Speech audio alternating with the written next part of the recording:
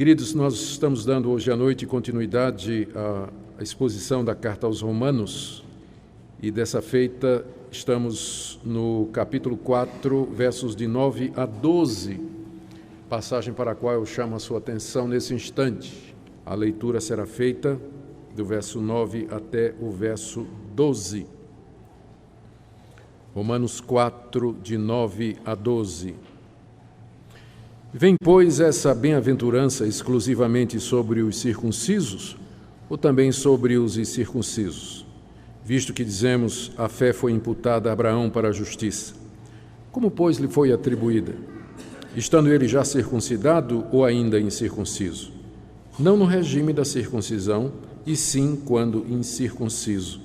E recebeu o sinal da circuncisão como selo da justiça da fé, que teve quando ainda incircunciso, para vir a ser o pai de todos os que creem, embora não circuncidados, a fim de que lhes fosse imputada a justiça.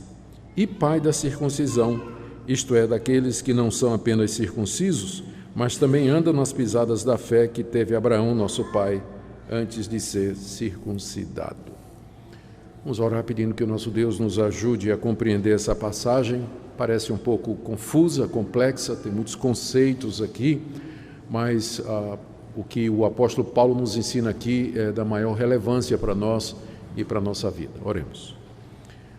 Pai, mais uma vez pedimos a orientação do Teu Espírito Santo, que Ele queira usar a exposição da palavra para atuar no coração, na mente de todos que aqui se encontram nessa noite, de acordo com Tua vontade. Pedimos que Tu nos deis entendimento, clareza, para percebermos as maravilhas da Tua lei, os tesouros da Tua palavra. É o que nós te pedimos em nome de Jesus. Amém. Nós vimos como no capítulo anterior, capítulo 3, a partir da sua metade, verso 21 mais especificamente, o apóstolo Paulo começou a falar a respeito de como Deus justifica pecadores. E ele explica que Deus faz isso mediante a fé em Jesus Cristo. E esse caminho, que é o caminho da salvação pela fé em Jesus Cristo, vale para quem é judeu, os descendentes de Abraão, os membros da nação de Israel, e para aqueles que não são, que são chamados de gentios ou pagãos, que pertenciam a outros povos. Ou seja, na questão da salvação, Deus não faz diferença entre quem é judeu e quem não é. Isso Paulo explicou no capítulo 3, de 21 a 31. Depois ele demonstra esse ponto, entrando no capítulo 4, apelando para a experiência daquele que era o pai da nação judaica, Abraão.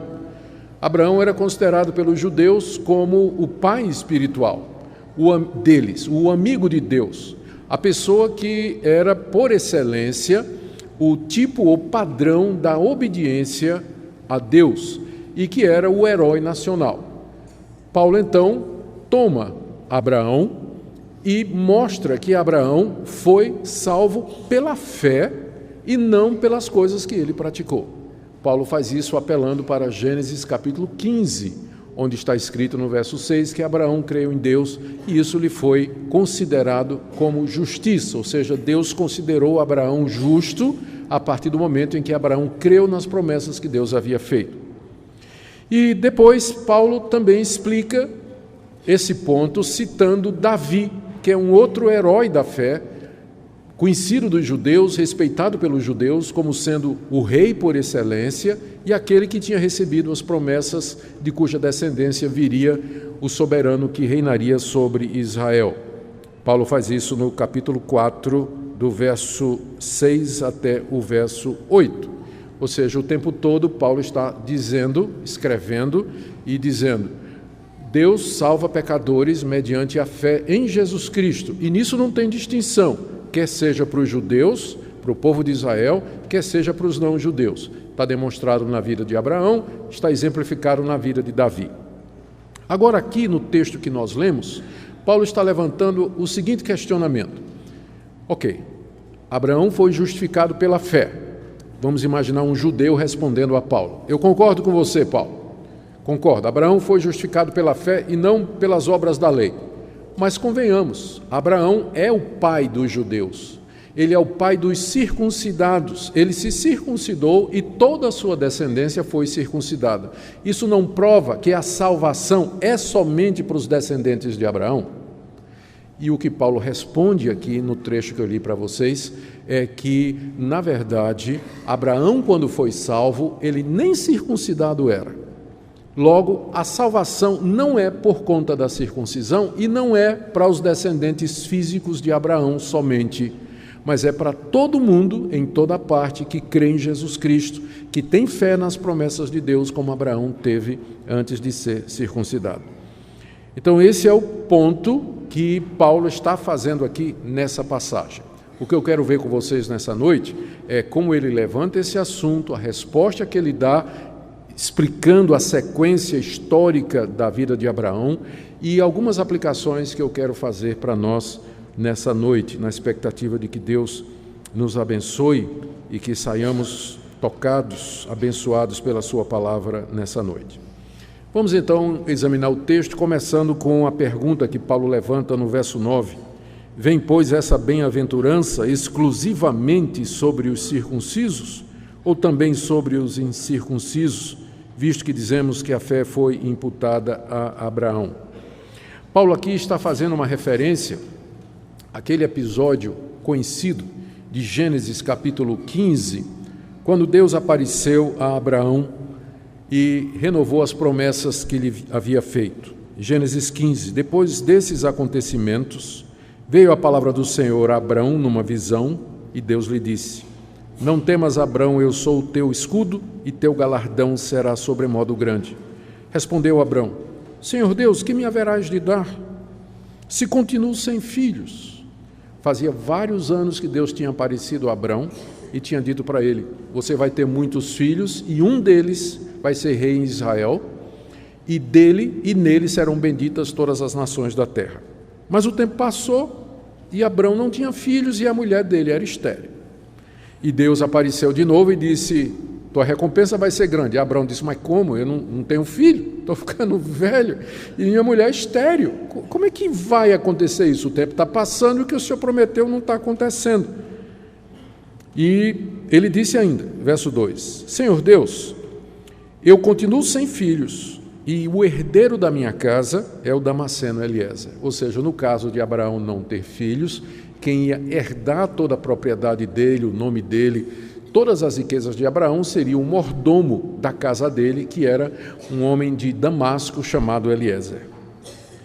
E no verso 3, Abraão ainda continua dizendo a Deus: a mim não concedeste descendência, apesar de que o Senhor prometeu, e um servo nascido na minha casa, que era exatamente o Eliezer, esse será o meu herdeiro.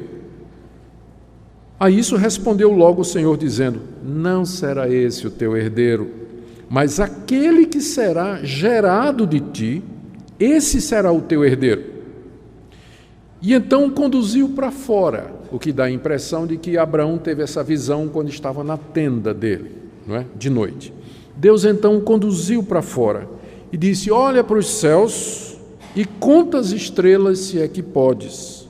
Assim será a tua posteridade, ou seja, assim será a tua descendência, os teus filhos serão tão numerosos como as estrelas do céu.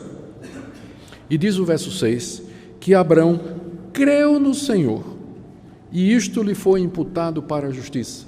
Abraão creu no que Deus disse, de que ele teria um filho, e que esse filho nasceria de forma sobrenatural. Abraão já era bem idoso, a sua mulher estéril, e que desse filho viria aquele que seria uma bênção para todas as nações. Em outras palavras, Abraão creu no Messias, na chegada do Messias, que Deus haveria de cumprir a sua promessa. E Deus ali o considera como justo. Ali Deus recebe Abraão como justo, declara que os seus pecados são perdoados e o recebe como sendo justificado de todas as suas iniquidades. É nesse momento que Abraão ele é declarado justo por Deus. E isso aconteceu porque Abraão creu na palavra de Deus. Ele creu que Deus haveria de fazer tudo aquilo que havia prometido. Mas a questão então que se segue é a seguinte: logo depois Abraão é circuncidado, recebe um selo, não é? uma marca que vai caracterizá-lo e todo o seu povo.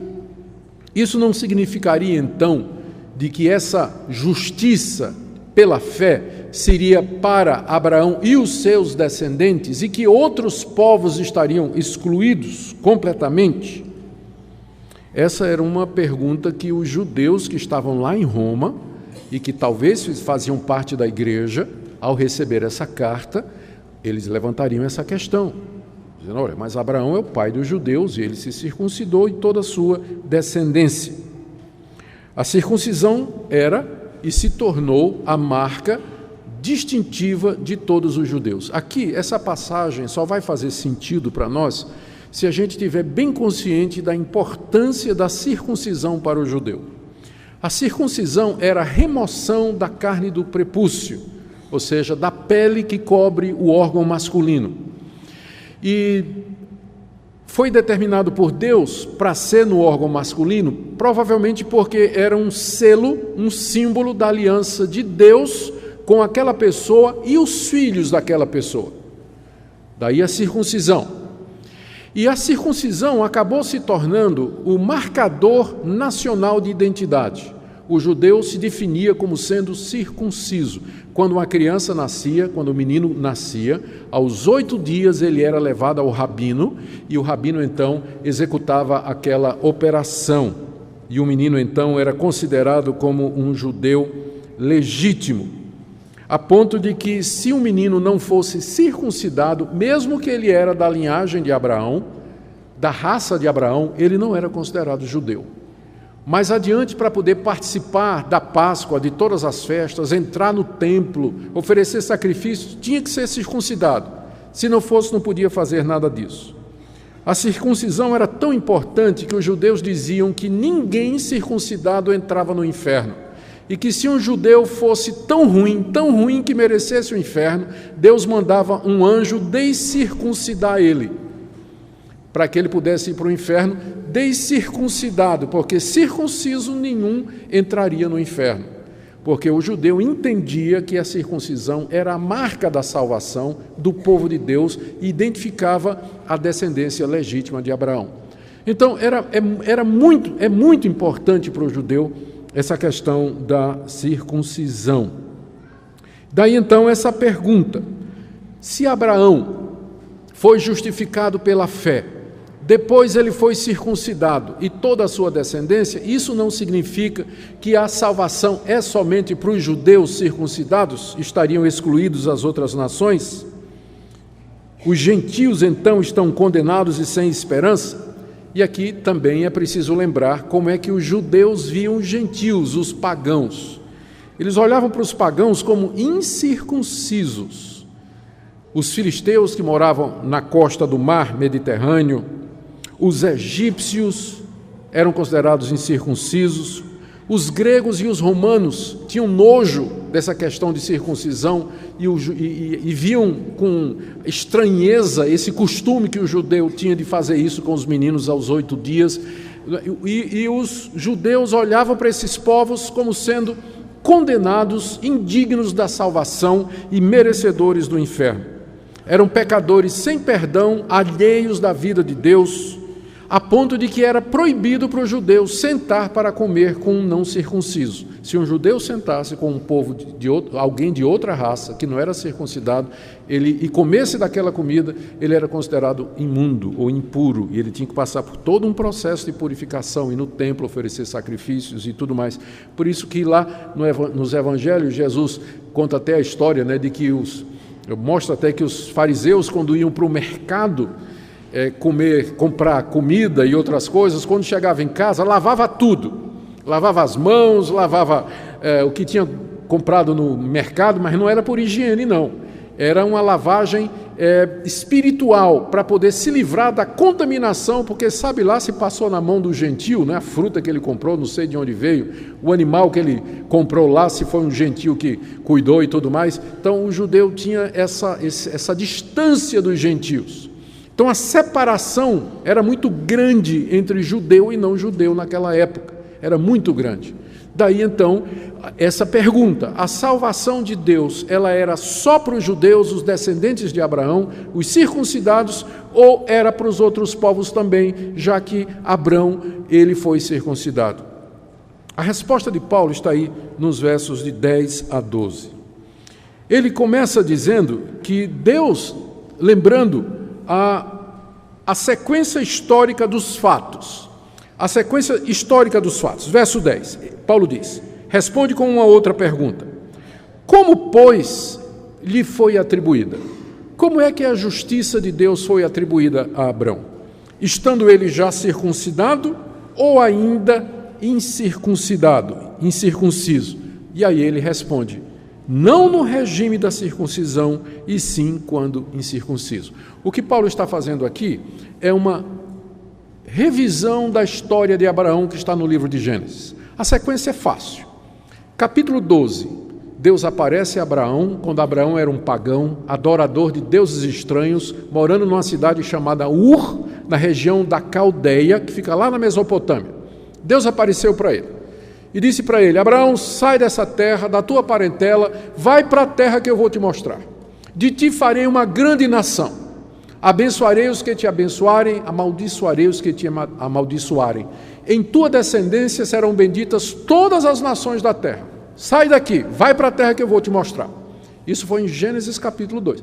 Abraão fez as malas, pegou sua esposa, saiu com um sobrinho que tinha com ele, e então fez uma rota lá da Mesopotâmia e peregrinou um tempo. Seu pai morreu no caminho e ele então chega em Canaã, na terra que Deus mostrou que era. O tempo passou e Deus apareceu para ele no capítulo 15, né? Deus apareceu aqui no capítulo 15, que nós acabamos de ler, e refez as promessas. Te darei essa terra das tuas peregrinações. Na tua descendência serão benditas todas as nações da terra. De ti virá aquele que vai abençoar o mundo todo. Aí foi quando Abraão disse, mas como é que isso vai acontecer? O Senhor me chamou lá no capítulo 12, nós já estamos no 15 e não nasceu ninguém. Eu continuo velho, ficando cada vez mais, e minha mulher está estéril. Como é que é isso? Não, Abraão, vai nascer um filho. Abraão creu em Deus e ele foi justificado, capítulo 15. Passaram-se 14 anos, Gênesis 17. Deus aparece a Abraão mais uma vez. Agora o filho já tinha 13 anos de idade, Abraão tinha perto de 90 anos, e Deus diz, agora eu vou dar um selo para você da sua fé. Você vai receber um selo que é um sinal da aliança que eu tenho com você e um selo da justiça da fé. E deu então a circuncisão. Então é isso que Paulo está contando aqui. Ele disse, é fácil responder essa pergunta. Quando Abraão foi salvo? Ele foi salvo antes ou depois de ser circuncidado? Resposta, 14 anos antes. Então quando Abraão foi salvo pela fé nas promessas de Deus, ele nem tinha ouvido falar ainda desse negócio de circuncisão. Deus não tinha nem tocado nesse assunto ainda. Então, quais são as conclusões que a gente pode tirar disso? E ele vai fazer essas conclusões daqui a pouco, final do verso 11 e o capítulo 12. Deixe-me apenas aqui destacar mais um ponto que Paulo menciona. Ele, ao se referir à circuncisão, no verso 11, quando ele diz assim, e Abraão recebeu o sinal da circuncisão como selo da justiça da fé que teve quando ainda era incircunciso. Eu quero que você veja aqui comigo como Paulo se refere à circuncisão. Gênesis 12, Abraão é chamado. Gênesis 15, ele é salvo pela fé. Gênesis 17, Deus aparece para ele e diz para ele, eu vou fazer uma aliança contigo. E essa aliança, eu queria... está lá em Gênesis 17, eu não vou ler porque a passagem é muito grande. Essa aliança, Deus disse, eu estou tentando resumir aqui para vocês, para não ter que ler o texto todo. Deus disse a Abraão que faria entre ele e os descendentes dele uma aliança e que daria um sinal dessa aliança. E ao fazer isso, Deus não mudou os termos da salvação que tinha acontecido 14 anos antes. Não introduziu condições, não disse que a circuncisão era condicional para isso. A circuncisão era alguma coisa que veio como sinal daquela fé que Abraão teve. E Deus então mandou que Abraão se circuncidasse, tinha 99 anos o velhinho, tinha que se circuncidar, circuncidar Isaque, que tinha 13 anos, e todo menino de 8 dias para cima. Menino que tivesse 8 dias para cima. Abraão era uma espécie de chefe, um patriarca de um clã, de uma tribo. Devia ter 200, 300 pessoas com ele. Era um nômade que vivia, não é, pela região da Palestina, vivendo num lugar, no outro. Era uma tribo de nômades. Então tinha umas 200, 300 pessoas com ele. Então, menino de 8 dias para cima tinha que ser circuncidado, porque Deus estava colocando aquele sinal da aliança que ele tinha com Abraão e com a sua descendência. É nessa ocasião que Deus, inclusive, muda o nome de Abrão. O nome dele era Abrão, e a partir de Gênesis 17 fica Abraão. Abrão quer dizer pai exaltado. Abraão quer dizer pai de muitos. Uma referência ao que Deus tinha dito, de que ele seria pai de uma numerosa multidão. E Deus, então, dá esse sinal dessa aliança. É por isso que no verso 11, não é? Voltando aqui ao texto de Romanos 4, Paulo diz: e ele recebeu o sinal da circuncisão como selo da justiça da fé que teve quando ainda era incircunciso. E Deus mandou que esse sinal fosse aplicado a Abrão e toda a sua descendência. Ao ser aplicada a circuncisão aos filhos de Abrão e aos netos, bisnetos e assim por diante, a circuncisão ela passa a ser a marca do povo de Abraão, a marca dos judeus, o símbolo da aliança de Deus com aquele povo. A conclusão, veja que Paulo diz aqui, no verso 11, ele se refere à circuncisão como sendo selo da justiça da fé. Selo da justiça da fé. A circuncisão era um sinal externo daquela aliança que Deus tinha com Abraão, e era o selo da fé que Abraão teve. E eu quero que você perceba que Deus mandou que a circuncisão, que era selo da justiça da fé, fosse aplicada ao menino de 8 dias, que não tinha fé, que não cria, que não tinha a menor consciência do que estava acontecendo, só ia sentir a dor e ia gritar muito. Mas ele tinha 8 dias quando seria circuncidado, a circuncisão sendo o selo da justiça da fé. Então note que Deus manda aplicar a um menino de 8 dias o símbolo da fé, mesmo que aquela criança não tenha fé, ela não tenha consciência, ela não saiba do que está acontecendo, mas aquele sinal era símbolo da inclusão daquela criança no povo de Deus. Aquela criança era admitida, recebida como parte do povo de Deus. É o selo da justiça da fé que Deus manda que se aplique aos descendentes de Abraão. Olha a conclusão de Paulo, ainda no final do verso 11 e no verso 12. Ele diz que Abraão recebeu o sinal da circuncisão como selo da justiça da fé.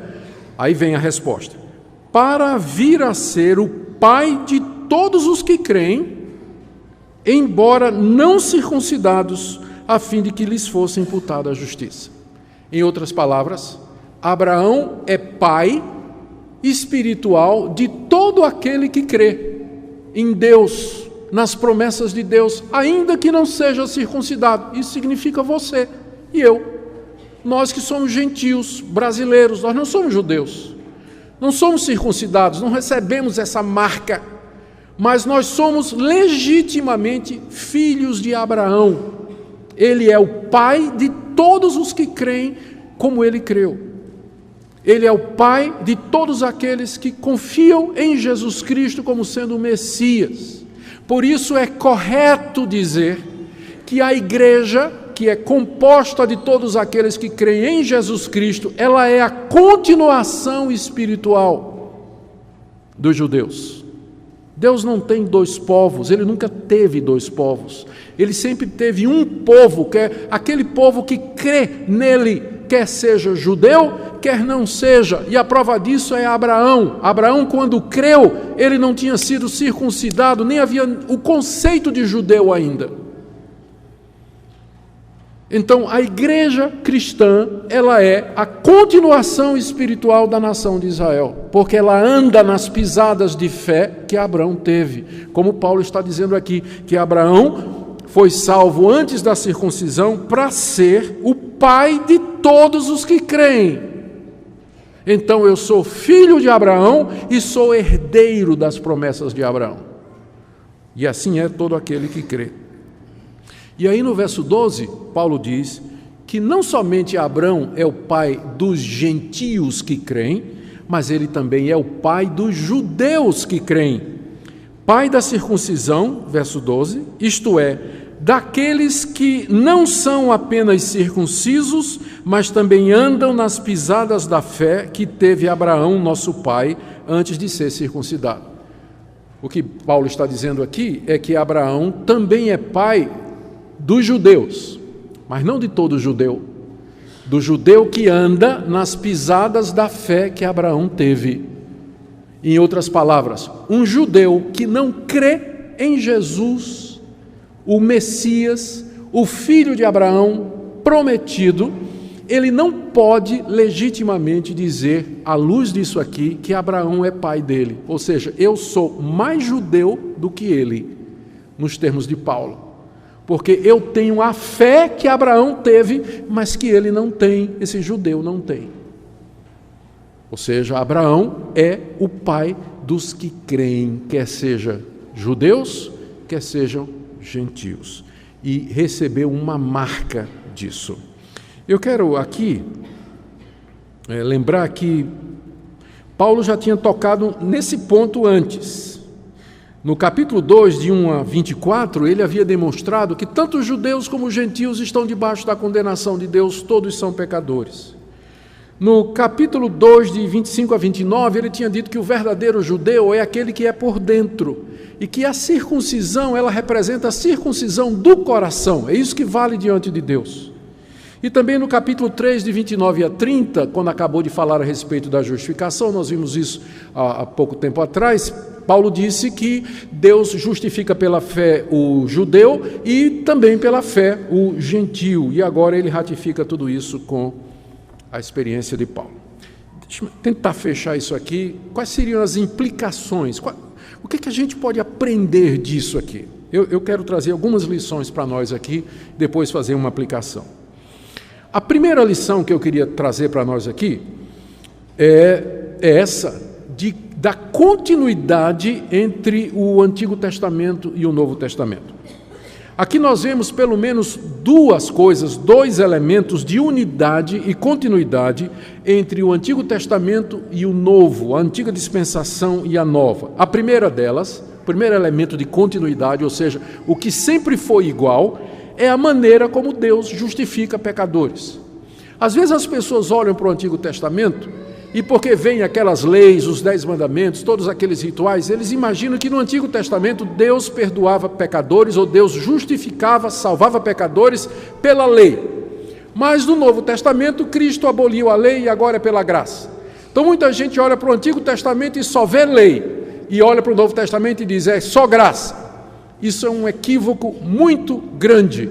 Sempre foi da mesma maneira. Deus sempre justificou pessoas da mesma forma. Quer no Antigo Testamento, quer agora no período do Novo, pecadores sempre foram e são salvos da mesma forma, pela fé nas promessas de Deus. Não é por mérito, não é por ritual, não é por obras, não é por obediência, moralidade ou qualquer outra coisa que haja em nós. Sempre foi pela fé. No Antigo Testamento, a graça e a salvação pela fé foi administrada na forma de promessas, tipos, símbolos, circuncisão, Páscoa, todas aquelas festas, os sacerdotes, até que Cristo veio, Ele que é o cumprimento de toda aquela simbologia. E uma vez que Ele veio, então nós não precisamos mais de todos aqueles rituais, aqueles símbolos. As promessas se cumpriram, as profecias se cumpriram. Mas sempre foi da mesma maneira. Abraão foi justificado pela fé milhares de anos antes de Jesus Cristo. E hoje eu sou justificado pela fé 2000 anos depois de Jesus Cristo. É da mesma maneira, não tem diferença. Há uma unidade entre o Antigo Testamento e o Novo. Segunda coisa, outro elemento de unidade é a questão do selo. Da mesma forma que Deus, na antiga aliança, deu um selo da justiça da fé, que foi a circuncisão, Ele deu um outro selo no Novo Testamento, que é símbolo da justiça da fé, que é o batismo. Então, o batismo no Novo Testamento equivale à circuncisão no Antigo Testamento. Os dois são símbolos da mesma salvação pela fé. Só que no Novo é feito o batismo, porque ele é amplo, porque ele pode incluir as mulheres, porque ele tem um significado mais claro da lavagem de pecados. A água representa isso, a lavagem de pecados mediante o sangue do Cordeiro de Deus que tira o pecado do mundo. Mas o batismo no Novo Testamento é o equivalente da circuncisão no Antigo Testamento. E essa é a razão pela qual nós batizamos os nossos filhos. Porque na antiga aliança eles eram circuncidados aos 8 dias. E se há uma continuidade, se é a mesma coisa, então nós batizamos os nossos filhos. Quando eles têm 8 dias de idade. Alguns com 3 meses, 4, né? Mas o princípio é o mesmo. O princípio é o mesmo. Aqui também é preciso dizer outra coisa. Da mesma forma que a circuncisão no Antigo Testamento, ela não salvava o judeu, porque Paulo diz que uma pessoa pode ser circuncidada e não ter fé, mesma forma no Novo Testamento. Uma pessoa pode ser batizada e não ser salva. Batismo também não salva, da mesma forma que circuncisão também não salvava. É um selo externo, é um símbolo, um rito de iniciação, de pertencimento, quando a pessoa é incluída no povo visível de Deus, não garante a salvação de ninguém. Nem a circuncisão garantia no Antigo Testamento e nem o batismo garante no Novo Testamento. Embora eles sejam símbolos da mesma graça e da mesma aliança. Eu quero fazer algumas aplicações práticas aqui para nós. A primeira já foi mencionado antes, já toquei no assunto. Eu queria que eu quero falar aqueles que na Bíblia deles só tem o Evangelho de João e no máximo o livro dos Salmos. Quando pensa em ler o Antigo Testamento, né? Coisa complicada, difícil, eu queria encorajar você a estudar o Antigo Testamento. Você vai ver o Evangelho ali com muita clareza. Você vai ver Deus preparando o mundo através das promessas, dos símbolos, da tipologia. Se dedique a ler e entender o Antigo Testamento. O Novo vai se tornar muito mais claro para você, muito mais evidente, muito mais completo. Você vai perceber com mais clareza aquelas verdades que você ouviu e talvez ainda não tenha se apropriado delas. Mas não olha para o Antigo Testamento como sendo aquela parte, né, difícil da Bíblia, cheia de genealogia, de gerou isso, gerou aquilo, não come isso, não come aquilo. Aquilo está no livro de Levítico, Número, é uma parte pequena lá e tem um significado também. Pega um bom comentário bíblico, uma Bíblia de estudos que seja boa, há muitas disponíveis, e comece a estudar o Antigo Testamento. É lá que você vai encontrar a história de Abrão, que foi justificado pela fé. É lá que você vai encontrar o Salmo 32 de Davi, que Paulo cita aqui. Bem-aventurado o homem a quem Deus perdoa, cobre a iniquidade e a quem ele não atribui pecado. E quantas outras passagens que vão animar seu coração, alegrar o seu coração. Segunda palavra que eu quero dar aqui é para alguns irmãos que geralmente são oriundos de algumas igrejas de corte neopentecostal ou comunidade apostólica e tudo mais, onde é dado um valor enorme às coisas de Israel. Tem candelabro, que é o menorá, tem arca da aliança, pastor se veste de quipá, bota roupa de rabino, né? Chama Jesus de Yeshua e diz que só pode chamar de Yeshua, como se essas coisas de Israel, elas fossem mais espirituais e mais de Deus, quando é muito claro que elas pertencem à antiga dispensação. Essas coisas tinham símbolo, elas tinham um propósito, arca da aliança, festa de Páscoa, menorá, candelabro, tudo isso fazia parte da antiga aliança em que o evangelho era ministrado de forma simbólica, e aquilo para o que eles apontavam já veio, o Senhor Jesus já veio, ele já cumpriu isso tudo. O menorá apontava para ele, sacrifício apontava para ele, a arca apontava para ele, o sistema de sacerdote apontava para ele, o altar apontava para ele. Ele já veio, eu não preciso mais daquilo, não preciso mais. E assim, é comum entre os evangélicos, né? Fazer essa supervalorização. E de vez em quando alguém aparece assim dizendo, não, mas porque o rabino fulano de tal, interpretando, disse assim, se a interpretação rabínica fosse boa, por que Paulo rejeitou? Por que eles não interpretaram o Antigo Testamento e descobriram que Jesus era o Messias? Então o pessoal vem às vezes com isso, não, né? Rabino e tal. Paulo era eu sigo um rabino, Paulo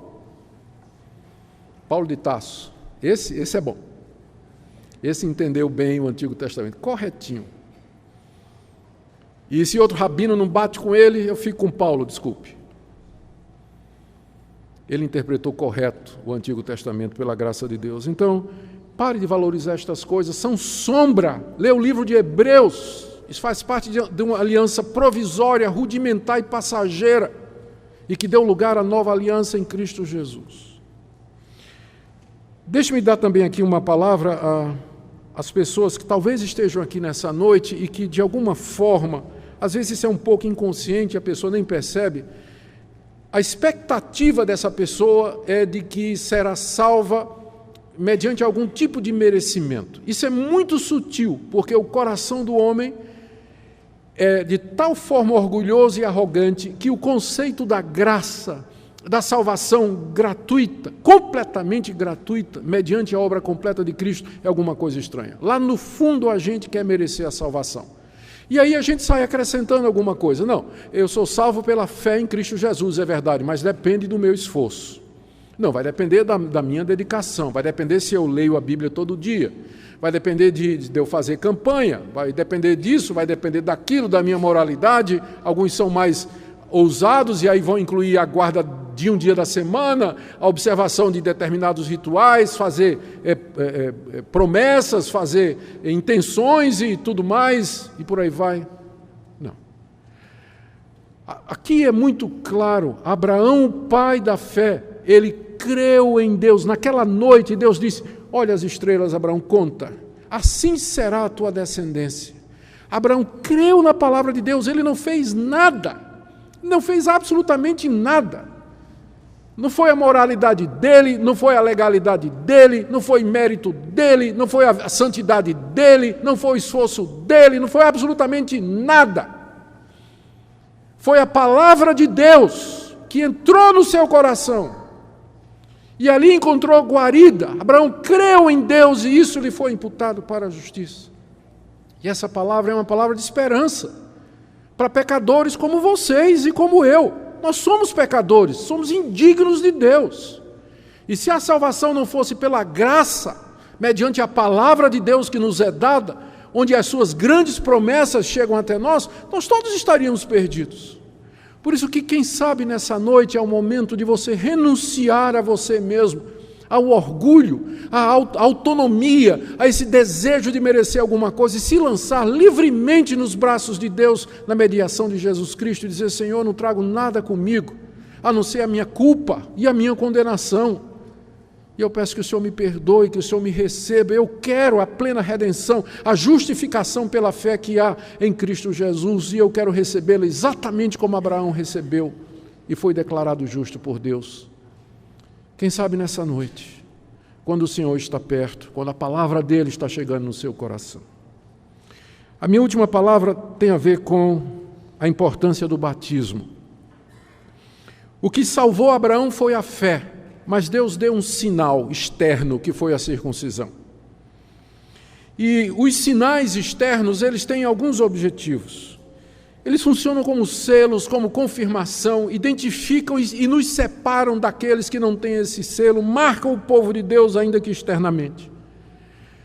Esses selos, circuncisão no Antigo Testamento, batismo no Novo, eles são sinal do nosso compromisso com Deus e das obrigações que nós assumimos quando nós nos tornamos parte da igreja visível. Por isso eu queria que nessa noite você lembrasse os votos que você fez quando você foi batizado como adulto. As promessas que você fez, as declarações que você fez. Você tem sobre você o nome da Trindade, foi batizado em nome do Pai, do Filho e do Espírito Santo. Então viva de acordo com isso, honre os seus compromissos. É um selo e um símbolo daquilo que deveria haver no seu coração, que é confiança em Deus e o desejo de viver para Ele. E a minha última palavra é para os adolescentes que estão aqui e que foram batizados na infância.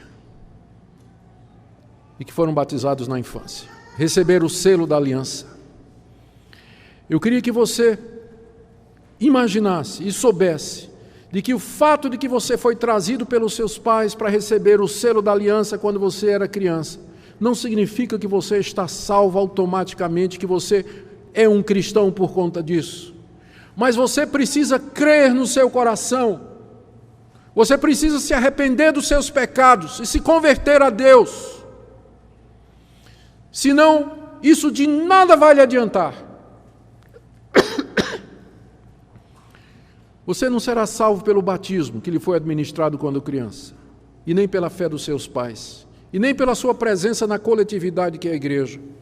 Mas você mesmo vai ter que chegar diante de Deus e dizer: Deus, eu reconheço que sou um pecador, te dou graças pelo privilégio de nascer numa comunidade que te conhece e desde cedo ter ouvido a palavra de Deus, mas eu quero crer como meus pais creram e outros creram, mas uma fé que é minha, que vem do meu próprio coração e da minha própria consciência e da minha própria convicção.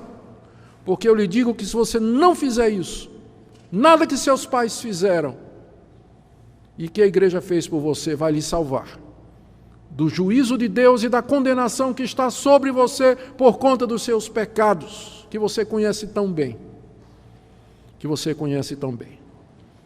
Por isso, quanto antes, enquanto pode,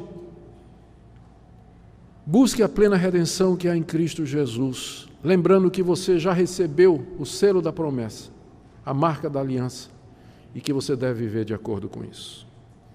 Queira Deus aplicar, queridos, esta palavra no nosso coração e queira Ele falar aos nossos jovens, adolescentes e crianças para que despertem para a necessidade de professar a sua fé, de assumir a responsabilidade da fé, para que possam também, como Abraão, receber a justificação e o perdão de pecados que vem mediante a fé em Jesus. Amém? Oremos.